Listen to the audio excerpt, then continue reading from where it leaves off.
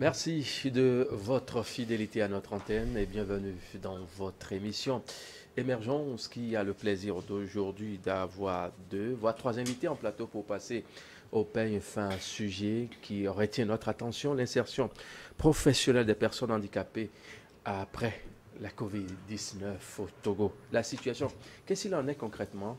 On va essayer de creuser le sujet avec nos invités au plateau. Le premier, Gbapeba Annalen, il est bien sûr le coordonnateur inclusion et chef projet à la FETAF, entendez par là, Fédération togolaise des associations des personnes handicapées. Marc Gbapeba Annalen, bonjour. Bonjour, cher Merci Mathieu. d'être là. Merci. Comment ça va chez vous au niveau de FETAF? Oui, ça va bien, ça va très bien. Et depuis l'avènement du Covid, nous travaillons justement, même bien avant le Covid, nous travaillons pour la promotion des personnes handicapées, pour la protection de leurs droits. Et spécifiquement par rapport à l'emploi, nous menons des actions avec l'appui de nos partenaires, notamment l'USAID, pour un tant soit peu renforcer la résilience des personnes handicapées après cette période de Covid-19.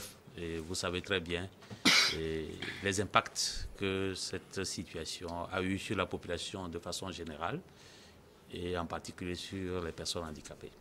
Nous allons y revenir. Nous allons y revenir forcément dans le courant, bien sûr, de cette émission de ce jour. La deuxième invitée en plateau, son nom Jeanne Soubonam Corto. C'est bien ça, hein? J'ai bien prononcé. Hein? Oui, vous avez bien prononcé.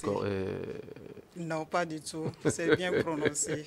Merci d'être là. Merci vous êtes bien sûr attaché, chargé d'études à la DFPA, entendez également, direction de la formation professionnelle et de l'apprentissage. C'est à quel niveau cette direction-là? Que fait concrètement cette direction-là? On sait bien sûr que vous parlez bien sûr de la formation professionnelle et de l'apprentissage.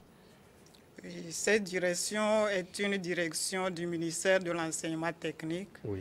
Et elle est chargée de mettre en œuvre les attributions, les missions du département en matière de la formation continue et en alternance pour nos jeunes apprenants. Parfait, merci. Vous nous avez permis d'avoir le cœur net par rapport à tout ce qui se fait dans ce département. Notre troisième invité, lui, va s'occuper, bien sûr, il a déjà commencé en langue de signes, tout ce qui se fait sur ce plateau d'émission pour les personnes, c'est les malentendants? Oui. Et puis, ils vont essayer d'être au parfum de tout ce que nous aurons à faire, bien sûr, dans cette émission. Lui, c'est Modi Yobi Khalifa. Il est interprète en langue de signes. Merci d'être là.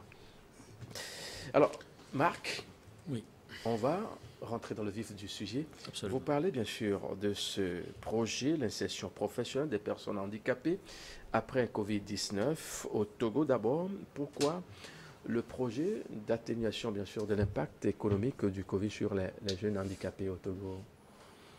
Merci beaucoup, cher Mathieu. Et en effet, comme nous le savons tous, la pandémie du Covid est arrivée dans notre pays, le Togo, et d'ailleurs dans beaucoup de pays, dans presque tous les pays du monde. Et nous savons un peu les conséquences que cette pandémie a eues sur la population de façon générale, mais en particulier sur les groupes vulnérables. Cette pandémie a augmenté, si je peux dire, la vulnérabilité au niveau des couches démunies, des couches vulnérables, et particulièrement au niveau des personnes handicapées, qui étaient déjà vulnérables avant cette pandémie-là. Oui. Donc la pandémie a, j'allais dire, décuplé cette vulnérabilité-là au niveau des personnes handicapées qui ont d'abord perdu beaucoup de leurs activités génératrices de revenus, qui ont fait l'objet également de beaucoup de discrimination. Et ça a contribué donc à diminuer un peu leur résilience vis-à-vis de cette pandémie. Et il fallait faire quelque chose, parce que sinon, leur situation n'était pas véritablement bonne dans leur majorité.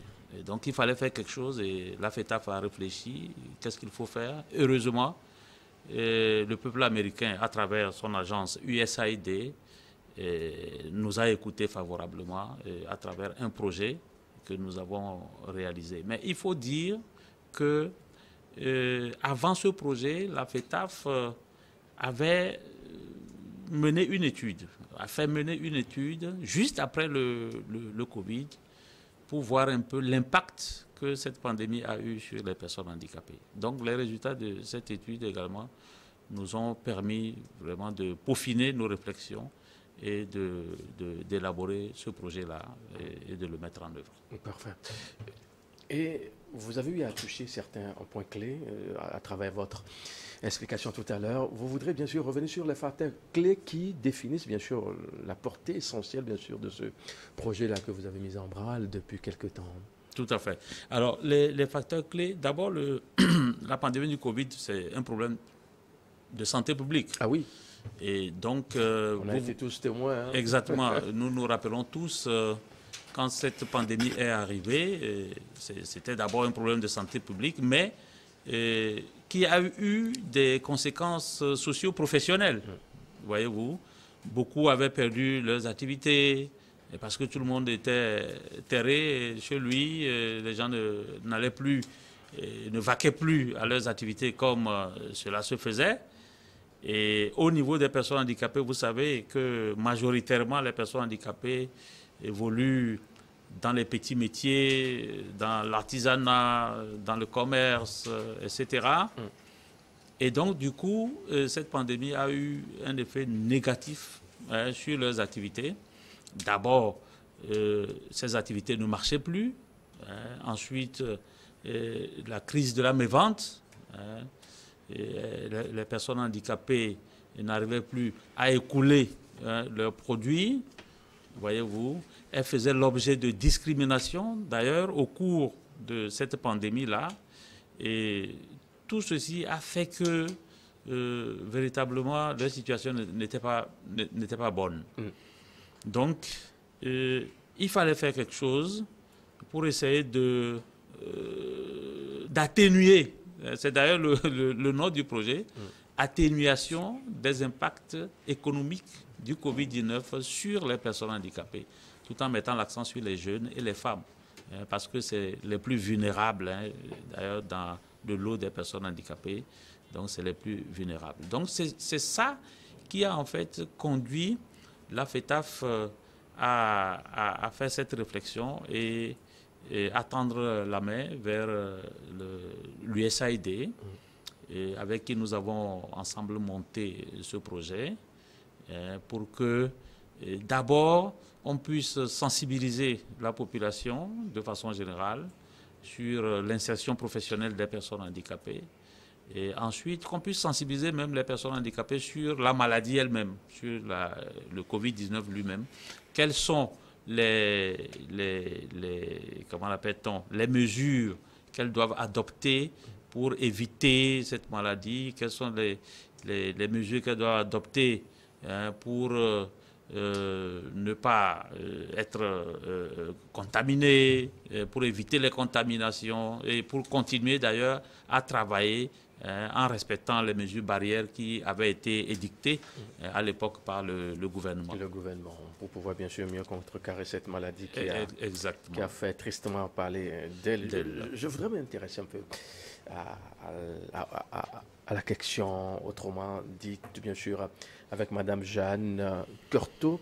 Au niveau, bien sûr, de la direction de la formation professionnelle et de l'apprentissage, comment vous avez trouvé ce projet d'atténuation de l'impact économique de Covid-19 sur les jeunes handicapés au Togo, un projet porté par FETAF? Le projet porté par FETAF est un projet qui nous a soulagés puisque nous sommes dans le domaine de la formation. Oui. Et qui dit formation, c'est pour les jeunes. Okay. Et ce projet a permis à ce que ces jeunes-là puissent être pris en compte pour pouvoir trouver de l'emploi. Parce que quand nous formons, le point final ou la finalité, c'est qu'à la fin, ces jeunes-là soient insérés. Ouais. Donc, le projet, nous l'avons trouvé très bien, puisqu'il vient apporter un plus à nos attributions. Parfait. Parfait, merci. Bien sûr. Marc, Oui. les difficultés, ça ne manque pas, hein, bien Oui. sûr, avec les personnes bien portantes, mais les principales difficultés que vous avez eu à rencontrer, ou bien des soucis de ces personnes-là en ce temps de Covid, est-ce que vous avez été au parfum de quelques-unes de ces difficultés-là? Oui, nous avons été au parfum. Je disais tantôt, je faisais allusion à une étude que nous avons menée. Oui. Et cette étude avait révélé, en tout cas, un certain nombre de difficultés auxquelles les personnes handicapées faisaient face pendant cette période de Covid-19. Et les plus importantes sur lesquelles nous allons mettre l'accent, c'est d'abord, comme je l'avais dit tantôt, la perte des activités génératrices de revenus, que les personnes handicapées tenaient. Vous vous rappelez, à l'époque du Covid, tout le monde se méfiait.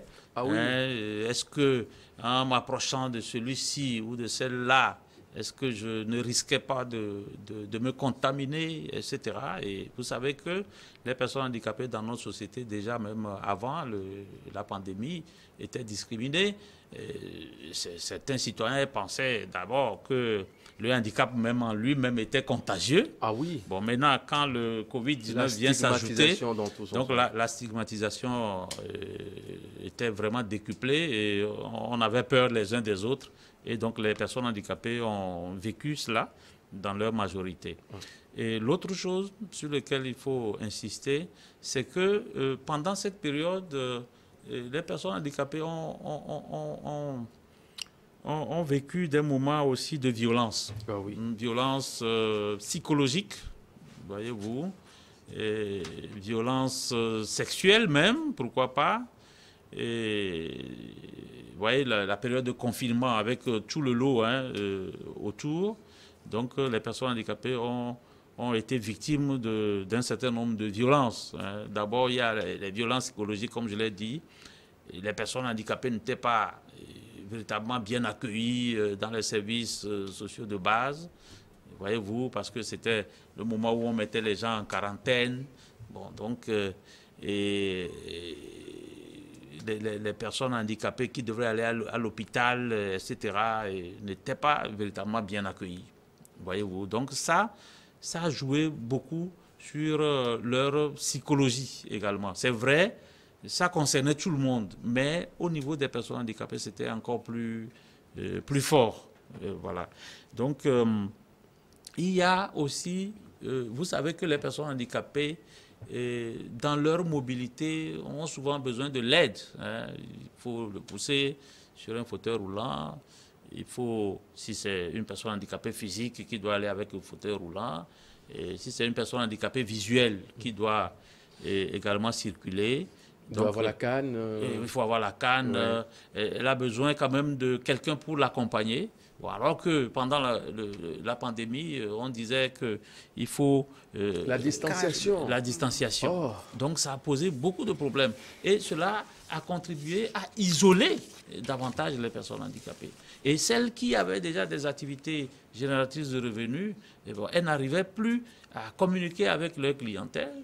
Et la plupart donc, ont perdu leurs activités génératrices de revenus qui les faisaient vivre. Vous voyez?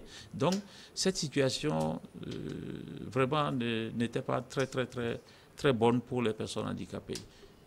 Bon, c'est vrai qu'il y a eu des mesures qui ont été prises, des mesures sociales. Peut-être qu'on va revenir là-dessus. On va revenir dans bien sûr, le courant de l'émission. Madame Cortot, vous, à votre niveau, qu'est-ce qui est fait, bien sûr, dans ce sens, quand on sait que votre patron, je veux parler du ministre Ekerodin, qui travaille tous les jours, avait pris fonction, enfin...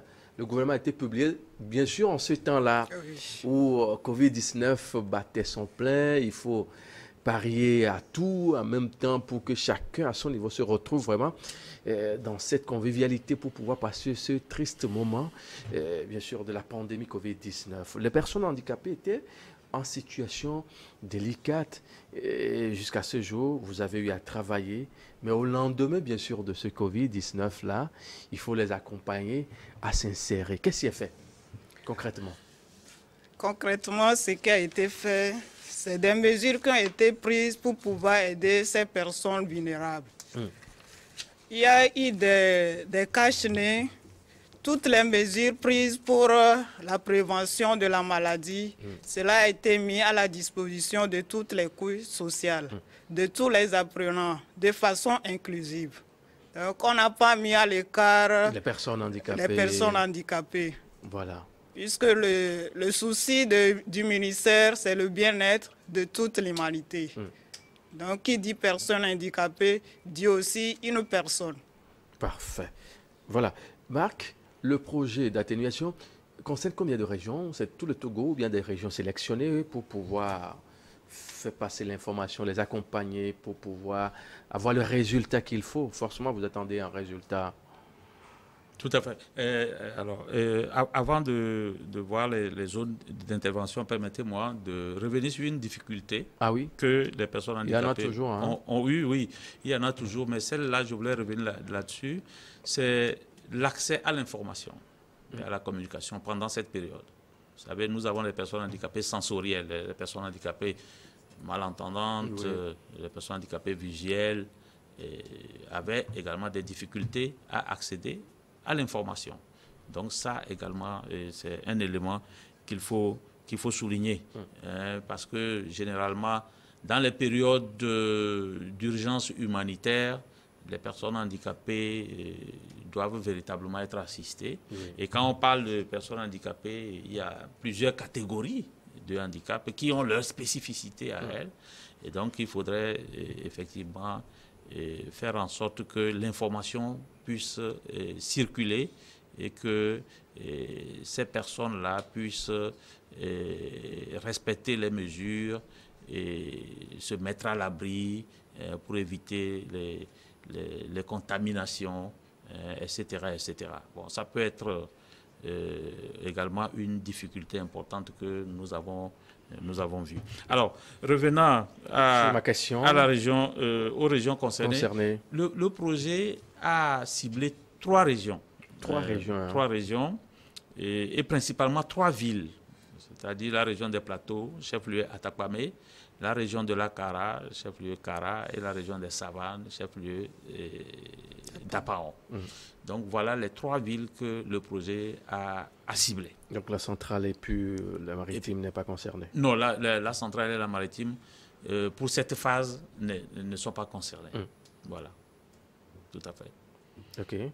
Alors, qu'est-ce qui sera fait concrètement? On sait que vous êtes sur le terrain, vous êtes en train de vous déployer, vous faites beaucoup de choses déjà. Alors, quelles sont les activités ou les objectifs spécifiques que vous visez surtout dans ces 3 régions-là? On sait les Plateaux, on est à Takwame, on sera à Kara, et puis à Dapaon. Qu'est-ce qui sera fait? Ou bien qu'est-ce qui est en train d'être fait? Oui, plutôt qu'est-ce qui est en train d'être fait, puisque le projet a commencé en mai 2022 et va prendre fin en mai 2024. Donc nous avons bouclé déjà 1 an de mise en œuvre avec des activités qui ont été réalisées, aussi bien au niveau de Lomé, où nous avons le comité de pilotage, c'est-à-dire les acteurs qui sont dans le monde professionnel, dans le monde de la formation professionnelle, dans l'insertion professionnelle. Je peux citer la DFPA, ici, qui est membre du comité de ce projet. Il y a la Direction générale de l'emploi, la Direction générale du travail, la NPE et puis les autres partenaires qui travaillent sur la thématique du handicap au Togo. Il y a la Coalition nationale de l'emploi des jeunes, également qui est membre du comité de pilotage, qui se réunit chaque 6 mois pour faire le point des activités du projet, avec la coordination qui se trouve à la FETAF. Bon, donc, au niveau de Lomé, disons que ce que nous faisons, ou ce que nous avons déjà fait, nous avons collaboré beaucoup. Lomé ou Plateau? Non. Bon, Lomé, parce qu'à Lomé, c'est vrai, Lomé n'est pas concerné en une zone de mise en œuvre du projet, mais c'est à Lomé que se trouvent les acteurs principaux qui pilotent le projet. Voyez-vous. Donc il y a certaines activités qui sont faites à Lomé, parce que bon, Lomé, c'est la capitale, avec la présence des institutions qui sont à Lomé. Donc il y a des activités qui sont faites à Lomé, mais il y a aussi des activités qui sont faites à l'intérieur du pays, dans les 3 villes que je venais de citer. Bon, ça, je vais revenir là-dessus. Mais au niveau de Lomé, comme je le disais, nous avons mené des activités. Et au rang de ces activités, nous avons travaillé pour l'adaptation des curricula. L'adaptation des curricula. L'adaptation des curricula de formation professionnelle. Et ça, nous avons fait ça en partenariat avec le ministère de l'Enseignement technique et de la formation professionnelle, et qui a mis à notre disposition la direction de la pédagogie et des programmes au sein du ministère, qui donc nous a appuyés à adapter 5 curricula de formation professionnelle, parce que le constat était que les curricula de formation professionnelle ne prennent pas en compte les besoins des personnes handicapées visuelles et auditives. Donc, pour que les personnes handicapées visuelles et auditives puissent être formées, il faudrait qu'on adapte ces curricula à leurs besoins. Parce que tels que les curricula sont, disons que ça exclut un peu cette catégorie de personnes handicapées. Donc, il faut faire un travail sur ces curricula. Il faut les adapter à leurs besoins. C'est-à-dire, concrètement, faire en sorte que les formateurs dans ces disciplines ou dans ces programmes puissent, au cours de leur formation, prendre en compte les besoins des personnes handicapées visuelles et auditives qui également ont besoin d'être formées. Vous voyez, il y a les métiers comme la coiffure mixte, la menuiserie aluminium, la boulangerie, la restauration, voyez-vous, la couture, donc que nous avons sélectionné. Parmi tant de métiers, nous avons sélectionné seulement 5, parce que nous estimons que c'est quand même des métiers porteurs. Donc au moins, il faut commencer par là. Et donc ce travail a été fait. Et aujourd'hui, nous avons ces curricula qui sont adaptés. Et maintenant, nous attendons ou nous devons les vulgariser. Ensuite, avec l'aide du ministère, nous allons former les formateurs pour qu'ils sachent que alors les personnes handicapées également ont droit de se former. Garde le fil, je vais écouter Madame Corto-Jeanne. En quoi consiste réellement votre appui sur ce point-là? Revoir les curricula de formation, ça et là. Qu'est-ce qui est fait à votre niveau? Comment se fait l'accompagnement? Comme M. Marc l'a dit, l'accompagnement se fait à travers la mise à disposition du personnel, des ressources humaines, qui sont des méthodologues, pour pouvoir relire le programme qui existait depuis. Et maintenant, prendre en compte tous les besoins des personnes handicapées. Et une fois fait, comme il l'a dit, il faudrait qu'après l'étape de l'adaptation, qu'on passe à la vulgarisation et ensuite passer à la formation des formateurs qui doivent dispenser ces cours. Vous avez déjà commencé ou bien c'est toujours dans les papiers, il faut relire, l'adapter? Non, l'adaptation est déjà faite. Oui. Elle est terminée. Ah oui, hein? L'étape suivante, c'est la vulgarisation. La vulgarisation.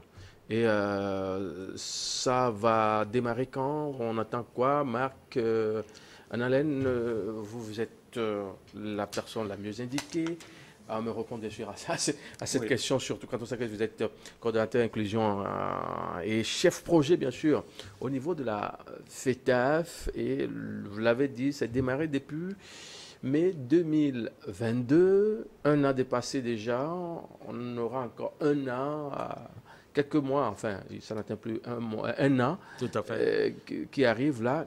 Sur le terrain, comment ça se passe à ce niveau-là, adaptation, tout ça. On va sortir des papiers et aller sur le terrain. Et aller sur le terrain. Je veux avoir le cœur net. Tout à fait. Merci beaucoup, Mathieu. C'est très bien. Oui, effectivement, la mission d'adaptation, elle a été faite il n'y a pas trop longtemps. Et donc, actuellement, nous sommes en train de finaliser les 5 programmes adaptés avec le ministère. Et ensuite, l'étape suivante sera justement de vulgariser. Bon, il faut dire que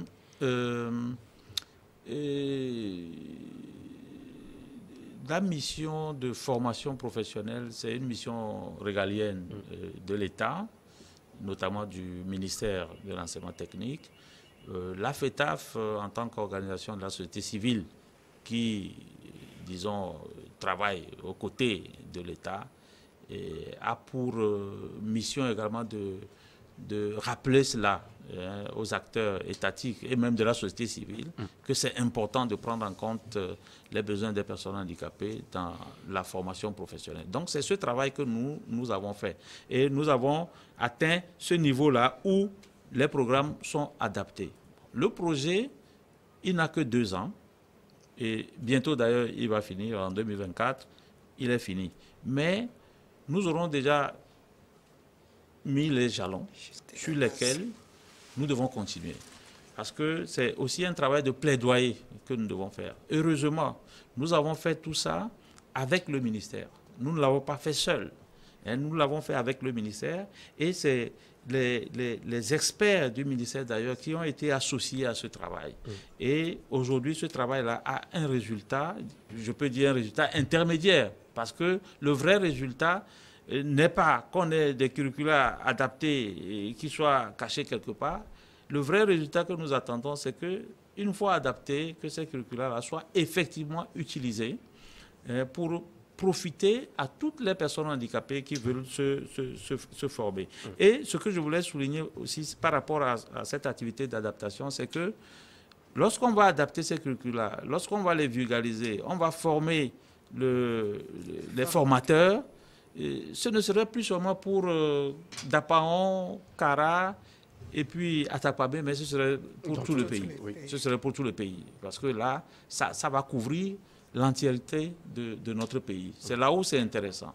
Alors maintenant, nous devons continuer le travail, parce que le travail n'est pas fini, avec le ministère, travailler ensemble avec eux et voir dans quelle mesure le ministère va s'approprier le document. Parce qu'en fait, ce document, c'est le document du ministère. Et définir une feuille de route pour pouvoir aller rapidement à la vulgarisation et à la formation et à l'utilisation effective de ces curricula-là sur le territoire, sur notre territoire. Donc c'est ce travail-là que nous devons faire. Et ça, nous devons faire ça avec le ministère qui, en ce moment, va prendre le lead. Ce ne serait plus la FETAF qui va prendre le lead, mais c'est le ministère qui doit prendre le lead pour continuer ce travail-là, avec bien sûr notre appui et notre accompagnement. C'est bien. Marc Analem, l'insertion professionnelle des jeunes handicapés après ce temps de Covid-19. On va être précis, concis et clair. Que disent les chiffres? Alors, les chiffres. Nous avons tout dernièrement équipé les personnes handicapées dans les 3 villes, 50 par ville. Donc ça fait équipé 100. En quoi? Équipé en... Vous savez, il y a les personnes handicapées qui ont appris des métiers, mais faute de moyens, et qui ne sont pas parvenus à s'acheter le matériel de travail pour travailler, effectivement. Elles sont certifiées, mais elles n'ont pas le matériel nécessaire pour pouvoir s'installer et réaliser leurs rêves, leur projet professionnel. Donc, ces personnes handicapées, nous les avons recensées. Elles sont au nombre de 50.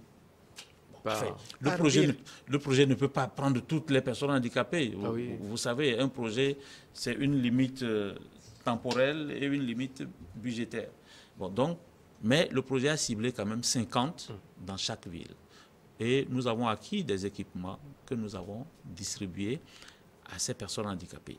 Et l'idée est que après cette distribution, que les 150 personnes handicapées puissent suivre un petit programme de perfectionnement professionnel, une sorte de recyclage ou de stage. Parce que, justement, le passage du Covid a diminué un peu, je ne sais pas comment le dire, la vigueur, la détermination, le professionnalisme. La vigueur, le professionnalisme, les aptitudes professionnelles. Qu'il faut. Voyez-vous. Ouais. Donc, ça a sommeillé un peu ces choses-là au niveau des personnes handicapées. Ouais. Donc, il faut les redynamiser. Donc, nous avons imaginé un petit programme de perfectionnement professionnel où ces personnes handicapées vont être placées auprès d'autres maîtres, d'autres artisans pour être renforcés, pour être perfectionnés, histoire de pouvoir reprendre avec force leurs activités professionnelles. Donc ce programme-là, il est en cours actuellement dans les 3 villes.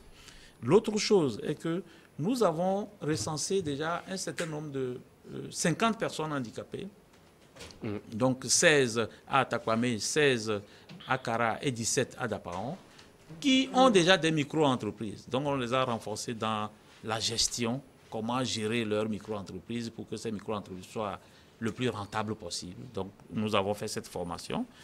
Ensuite, ce qui est intéressant, c'est que nous avons formé 25 jeunes handicapés en entrepreneuriat dans chaque ville. Donc, ça fait un total de 75, voyez-vous, qui sont formés en entrepreneuriat avec l'outil FODA. L'outil FODA, c'est l'outil de formation en entrepreneuriat qui s'appelle Formation en développement d'affaires. Donc, cet outil-là a été utilisé et les 75 personnes handicapées ont été formées en entrepreneuriat. Mais ça ne s'est pas arrêté là. Après, ces 75 personnes ont développé des plans d'affaires, puisque l'outil FODA a pour objet non seulement de former la personne en entrepreneuriat, mais de l'aider à développer un plan d'affaires. Donc, les 75 ont développé leur plan d'affaires et ces plans d'affaires ont été financés. Donc, le projet a financé ces plans d'affaires à hauteur de $1000 par plan d'affaires, voyez-vous, suivi y compris, parce que nous avons également mis une ligne de suivi afin de pouvoir suivre ces personnes handicapées sur le terrain et s'assurer qu'ils sont en train de bien mettre en place leur projet professionnel.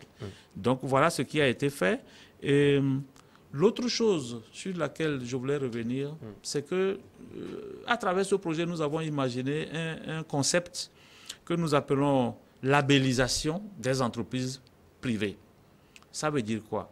Nous sommes partis du constat que les entreprises privées ne reçoivent pas suffisamment les personnes handicapées, soit pour des emplois, soit pour des stages, etc. Les entreprises privées ne reçoivent pas suffisamment de personnes handicapées ou ne reçoivent même pas les personnes handicapées. Donc, nous nous sommes dit qu'à travers ce projet, nous allons labelliser un certain nombre d'entreprises. Nous allons sélectionner un certain nombre d'entreprises privées dans chacune des villes, 5 dans chaque ville, et les labelliser comme étant des entreprises handi-bienveillantes. Bon, c'est un terme un peu barbare, mais qui est quand même simple à comprendre, c'est-à-dire des entreprises privées qui sont aptes à accueillir des personnes handicapées en leur sein pour leur offrir des postes de stage, des postes d'emploi, des postes de volontariat, etc. etc. En tout cas, des entreprises qui œuvrent pour l'insertion professionnelle des personnes handicapées. Donc, nous avons sélectionné ces entreprises dans ces villes et nous leur avons donné des prix, d'accord, enfin une sorte de reconnaissance à ces entreprises pour les encourager dans ce qu'elles sont en train de faire pour l'inclusion, pour l'insertion professionnelle des personnes handicapées. Et ensuite, en le faisant, ça va permettre à d'autres entreprises qui sont autour de ces entreprises de pouvoir leur emboîter le pas. Voyez-vous. Donc aujourd'hui, nous avons ces 15 entreprises-là qui existent et qui sont nos partenaires et qui ont déjà accueilli des personnes handicapées en leur sein et qui vont en accueillir encore dans les mois à venir et même après le projet. Parce que ce que nous sommes en train de faire, ce n'est pas seulement pour les 2 ans, mais nous essayons de travailler de façon à ce que cela soit pérenne. Pour que même si le projet finit, que ces actions-là puissent continuer. Voyez-vous. Alors, au niveau du ministère qui s'occupe bien sûr du domaine, vous êtes l'attaché bien sûr et chargé d'études à la direction de la formation professionnelle de l'apprentissage. Est-ce qu'il y a vraiment des chiffres pour pouvoir peut-être mieux se situer en matière de ces personnes en situation de handicap qui ont été réinsérées, si vous permettez le terme, après Covid, ou comment vous avez eu à gérer? Bon, il y avait eu d'autres, vous excusez le terme, ceux qui sont très bien portants, d'autres ont perdu leur boulot. Et pour les personnes en situation de handicap, c'est encore beaucoup plus compliqué parce que certains employeurs ne veulent même pas les sentir, ça et là. Comment vous avez eu à gérer tout ce temps-là après Covid, madame? Nous ne parlons pas d'insertion, mais nous allons plutôt parler de la formation de ces personnes handicapées dans notre ministère. Nous pouvons dire que dans notre ministère, nous prenons en compte toutes les personnes handicapées qui sollicitent des formations. Et donc, pour parler des statistiques, nous pouvons dire que nous avons 180 personnes handicapées au sein de notre ministère qui suivent la formation. Ah oui? Oui. 180 de tout le Togo ou comment ils ont été de tout le Togo. Comment ils ont été sélectionnés ou bien ils ont manifesté le désir de se faire former? Ils ont manifesté le désir de se faire former. Donc, avec les statistiques, nous avons 140 personnes handicapées. Alors, Marc, qui suivent la formation. Qui suivent cette formation-là. Et ils terminent quand? Ou bien ils ont déjà terminé? Donc, ça dépend des cycles. OK. Puisque nous avons plusieurs cycles. Nous avons la formation pour 3 ans, la formation pour 2 ans et la formation pour le niveau bac 2. Bac 2, OK. OK. Et, je peux toutefois donner les chiffres suivants. Ça m'intéresserait parce que c'est de ça qu'il s'agit. On ne va pas... Suivant les niveaux de formation. Oui. Si nous prenons par exemple la formation pour obtenir le bac 2, nous avons un total de 23. OK. Non, pardon. Ça dépend des handicaps. OK. Vous les mettez par handicap. Par handicap, oui. Les types d'handicap. Oui. Si nous prenons la déficience auditive, nous avons 23. OK. La déficience visuelle, nous avons 61. OK. La déficience moteur, nous avons 91. Maintenant, polyhandicap, nous avons 5 apprenants. Polyhandicap, là, c'est... C'est-à-dire qu'il y a plusieurs déficiences que la personne a. OK. Ouais. Donc, c'est un peu ça les chiffres. Oui, c'est un peu ça les chiffres au niveau de notre département. Ce qui fait un total de 180 apprenants au sein du système. Et une fois terminée la formation, il y a un accompagnement qui est prévu? Oui, il y a un accompagnement qui est prévu. Nous avons commencé depuis les années passées. Donc, il faudrait manifester le désir pour pouvoir se faire accompagner. Parfait. Étant un homme de terrain, Marc, de vous à moi, vous avez le sentiment d'une réelle intégration ou insertion de ces personnes-là? Quand vous circulez un peu de gauche à droite, je vous vois très souvent très actif.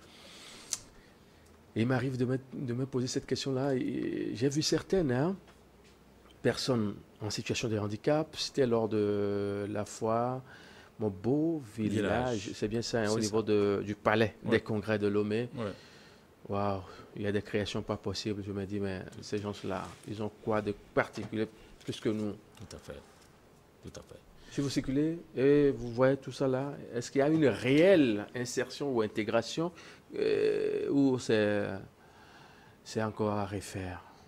Merci beaucoup. Merci. Et Avant peut-être de répondre à cette question, je voudrais saluer le ministère de l'enseignement technique par rapport aux statistiques. Vous savez, il y a 2 ou 3 ans, il n'y avait pas de statistiques sur les personnes handicapées. Donc, nous avons travaillé d'ailleurs en collaboration avec le ministère de l'enseignement technique qui nous invite souvent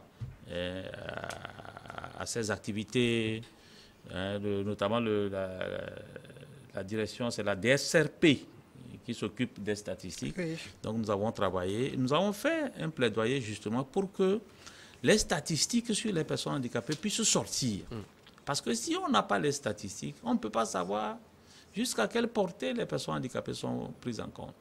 Et comment on va faire pour qu'on puisse s'améliorer. Donc aujourd'hui, il y a cette pratique de statistiques-là, spécifique sur les personnes handicapées, qui est en cours au niveau du ministère. De telle sorte que chaque année, on peut nous sortir la liste des personnes handicapées qui suivent les formations dans les différentes filières, les filières tertiaires, mais aussi les filières formation professionnelle, c'est-à-dire apprentissage et autres là. Donc aujourd'hui, les statistiques existent.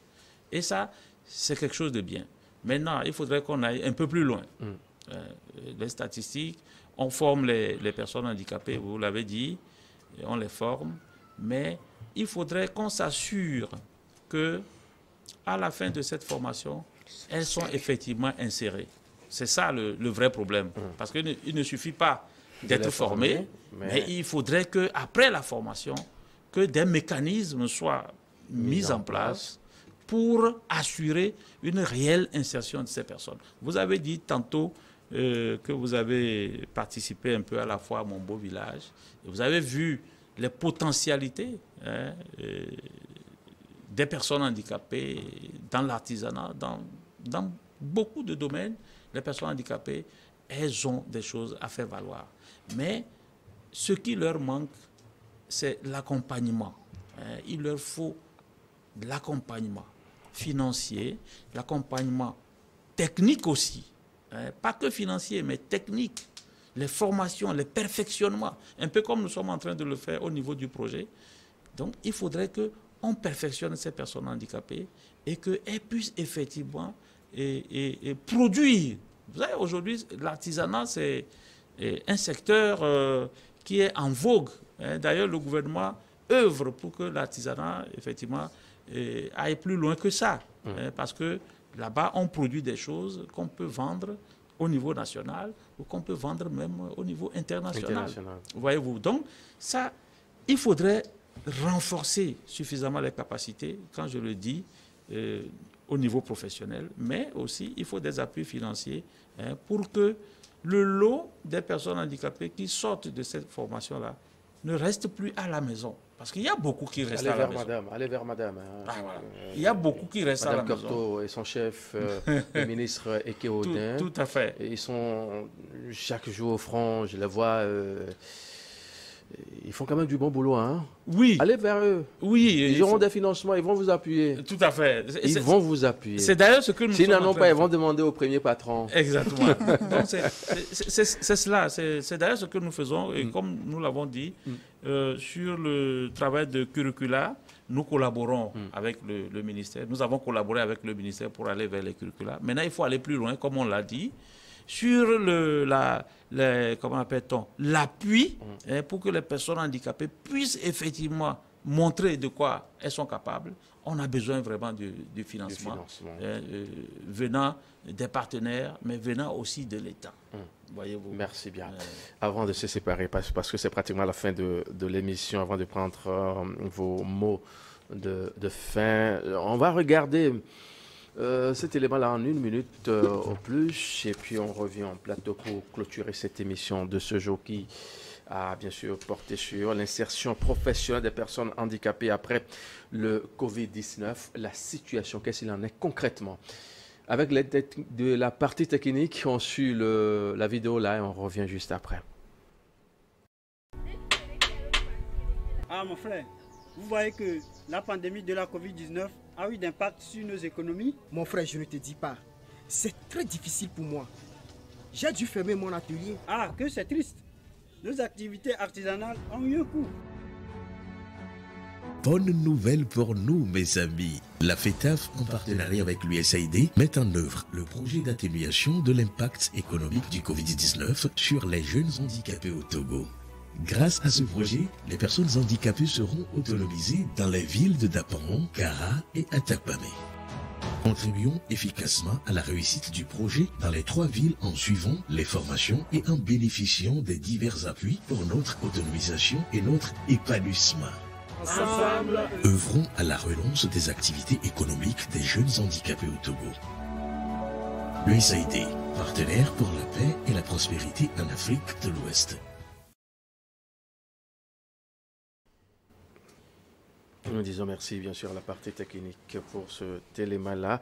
Marc, on va se séparer, on a en plus 2 minutes pour se séparer sur ce plateau. Peut-être un mot à l'endroit de ceux qui pensent vous appuyer ou l'État qui travaille à travers le ministère en charge de votre domaine. Vous avez la chargée bien sûr et l'attachée bien sûr qui est là, qui a tout écouté, qui vous accompagne déjà à son département avec les autres et vous accompagne déjà sur le terrain. Vous aurez forcément quelque chose de plus à peut-être à dire en 30 secondes. Et puis, Oui, merci beaucoup. Oui, et à l'endroit des partenaires qui sont déjà avec nous, nous devons travailler davantage pour l'insertion professionnelle des personnes handicapées. Parce que une personne handicapée sans travail, vous savez, elle sera victime de beaucoup de mauvaises choses, discrimination, etc., etc. Donc, le travail pour une personne handicapée est très important. C'est pour ça que quand vous m'avez posé la question, est-ce que avoir les personnes handicapées aujourd'hui, est-ce qu'on peut dire qu'elles sont réellement insérées? Moi, je dirais non. Elles ne sont pas réellement insérées. Il y a beaucoup qui ne sont pas encore insérés. C'est pour ça que, d'ailleurs, dans le cadre de ce projet, nous sommes en train de faire un plaidoyer, d'ailleurs, une étude de faisabilité pour la mise en place d'un mécanisme spécifique aux personnes handicapées. Parce que les mécanismes qui existent d'employabilité des jeunes ne prennent pas ou prennent très peu les personnes handicapées. Donc, il faut qu'on aille vers, que le gouvernement puisse mettre en place un mécanisme spécifique pour l'employabilité des personnes handicapées. Une sorte, je ne sais pas, de fonds, d'agence qui soit dédié spécifiquement aux personnes handicapées. De telle sorte que la personne handicapée soit à Dapaon ou à Anéro, qu'elle puisse profiter de cela. Donc nous sommes sur cette étude, les résultats, le rapport va sortir très bientôt et ça va nous amener à lancer un plaidoyer vis-à-vis du gouvernement pour que nous puissions aller vers cela. Et en le faisant, nous sommes sûrs que ça va régler de façon durable des questions de formation, d'insertion et d'employabilité des personnes handicapées dans notre pays. Merci Marc Gbapeba Analem. Vous êtes bien sûr le coordonnateur inclusion et chef projet à la Fédération togolaise des associations des personnes handicapées. Merci d'être passé. Merci, c'est moi qui vous remercie. Vous passez un bonjour à votre Didier Nkekpo, c'est le directeur. Le directeur. Programme. Et le président, c'est M. Akapo Noumado. M. Akapo Noumado. Vous leur passez le bonjour. Je ne manquerai pas. Madame Jeanne Cortot, je vais prendre votre mot de la fin. D'accord. Je voudrais saisir cette opportunité pour vous dire merci à vous, monsieur l'animateur. Merci aussi aux responsables de cette chaîne. Et j'invite tout un chacun de nous à changer son regard envers les personnes handicapées. Car chaque être humain a un talent à mettre en œuvre pour le développement de sa société. Merci bien. J'invite également aussi les personnes handicapées à s'informer pour pouvoir s'inscrire pour les formations. OK. Je vous remercie. Elles doivent s'informer et s'inscrire pour des formations afin d'être mieux épanouies dans leurs divers domaines. Merci. Vous êtes Madame Jeanne Soubonam Cortot, attachée chargée d'études à la direction de la formation professionnelle et de l'apprentissage. Merci d'être passé. Vous transmettez nos salutations à votre patron, Eke Oda, le ministre. On l'aurait bien voulu l'avoir un beau matin ici. Hein? On va échanger avec lui. Dites-le lui et puis on verra la suite. Mon cher ami Mondi Yobi Khalifa, interprète en langue de signes, merci d'être passé et merci pour l'appui, d'avoir modéré toute la discussion lors de ce débat émission télévisé sur votre antenne. Messieurs, mesdames, merci pour votre fidélité. On se retrouve très prochainement pour un autre point.